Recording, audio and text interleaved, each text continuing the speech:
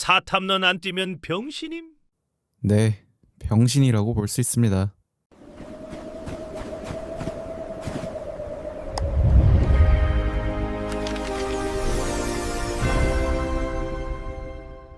네, 여러분 반갑습니다. 눈덩이 아카이브의 필자 눈덩이라고 합니다. 7월 1일 6평 성적표가 나왔습니다. 그동안의 노력이 결실을 맺은 분들도 계실 것이고 아쉬운 분들도 계실 것입니다. 물론 그냥 업보를 쳐맞은 분들이 제일 많을 것 같습니다. 성적표를 보며 만감이 교차하고 있을 때 옆을 보니 1학기가 끝났다고 이상한 분들이 참전을 선언합니다. 국어와 수학을 공부할 시간은 없고 물리는 여전히 어렵습니다. 이러니 자연스럽게 나쁜 생각이 들기 시작합니다. 바로 사탐런입니다. 그게 뭔데 씹드어가? 사탐런이란 과학 탐구를 공부하던 학생들이 기존의 탐구 과목을 버리고 사회 탐구 과목으로 도망가는 전략을 말합니다. 예를 들어 공대를 지망하는 학생이 물리를 버리고 생활과 윤리를 응시하고 대학을 가는 것입니다. 생윤, 사문하고 정시로 공대를 간다고? 그게 가능함? 네, 그게 가능합니다. 저도 그러면 안 된다고 생각은 하는데 그렇게 됐습니다. 어차피 대학 가면 물리, 화학 해야 되는데 그걸 왜 함? 그건 아직 대학을 안 가서 하는 소리입니다. 당신들이 대학을 가면 가장 먼저 화학 공부를 할 것 같지만 사실 하고 있는 건 소주와 맥주를 섞고 있는 것입니다. 대학 가서 공부? 어림없는 소리죠. 사실 사탐런 안 뛰면 병신이라는 명제에는 전제 조건이 필요합니다. 바로 과학탐구 점수가 애매한이라는 전제입니다. 과탐이 1등급인데 사탐런을 고민하고 있는 학생이 있다면 뭐야 1등급 캔노 이게 아니고 재능이 있으시니 그냥 과학탐구 공부하시면 됩니다. 그럼 사탐런의 장점이 뭐냐? 일단 사회탐구 과목 자체가 학습량이 훨씬 적습니다. 그러니 국어와 수학 같은 주요 과목에 투자할 시간이 훨씬 늘어납니다. 개인차가 있을 수도 있겠지만 사탐이 더 쉽긴 합니다. 참고로 여기는 생활과 윤리를 다루는 유튜브이고 내년에는 통합사회를 다룰 예정입니다. 그리고 미리 말하지만 전 철학을 전공하는 문과입니다. 문과 비하가 아니라 경험상 진짜 생활과 윤리가 훨씬 쉽습니다. 교양 넘치는 공대생이자 50대인 저희 아버지가 공부를 하지 않고 지금 당장 생활과 윤리를 치셔도 3, 4등급은 나옵니다. 겨우 3등급을 위해 사탐론을 치나요? 하시는 분들이 있는데 이 당신들은 3등급을 너무 X로 보는 경향이 있습니다.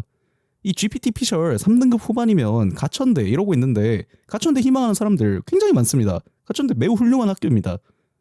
그리고 공부를 안 해도 3등급이 나온다니까요? 이게 얼마나 큰 메리트인데.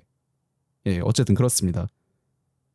6평 끝나고 과탐론을 뛴다는 건 미친 소리처럼 들려도 사탐론을 뛴다는 건 미친 소리처럼 들리지 않습니다. 사탐론을 뛰는 기본적인 구조는 보통 사탐이 과탐보다 쉽고 요구하는 학습량이 적기 때문입니다. 가끔 가다가 표점 때문에 사탐론을 뛴다고 말하는 사람들이 있는데 개인적으로 그건 좀 반대합니다. 작년 표점만 놓고 보면 생명이 훨씬 높지만 재작년 수능만 놓고 보면 생윤이 훨씬 높거든요. 표점이 가장 높은 과목을 맞추는 건 딩요 어머니도 못합니다. 개인적으로 그건 그냥 순수 운의 영역이라고 생각합니다. 오케이! 사탐론을 뛰는 이유는 이제 대충 알겠습니다. 근데 솔직히 생활과 윤리와 사회 문화를 치고 대학에 들어온 기계공학부 학생? 제 상식선에서는 이런 짓이 가능하다는 것 자체가 이해가 잘 안 갑니다. 그래서 대학들마다 어느 정도의 방지선을 걸어놓은 것 같습니다. 자세한 분석 파일은 댓글에 링크를 남겨놓겠습니다. 분석이라고 해봤자 대단할 건 없고 입시 요강 파일을 토대로 GPT를 활용하여 사탐런 가능 여부와 유리한 정도를 분석한 파일이니 제가 다룬 대학이 만약에 없다면 지망하시는 학교의 입시 요강을 AI에 때려박고 물어보시면 됩니다. 짧게 결론만 말하면 다음과 같습니다.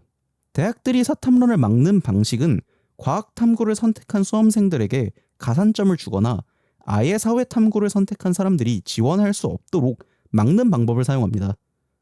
서울대 아니면 재수할 거다라는 마인드가 탑재되신 분들은 사탐런을 뛰시면 안 됩니다. 서울대는 아예 사탐런을 인정하지 않습니다.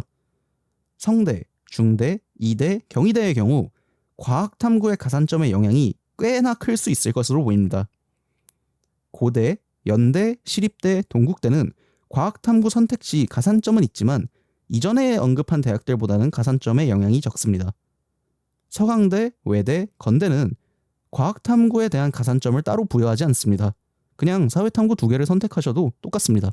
개인적으로 서울대가 아니어도 괜찮다면 사회탐구를 하나 선택하는 것은 매우 괜찮은 전략인 것 같습니다. 탐구는 입시에 큰 도움을 주지만 대학의 큰 가닥을 결정하는 것은 국어와 수학이기 때문에 사탐으로 시간을 벌고 주요 과목에 투자를 하면 꽤 효과적일 수 있습니다.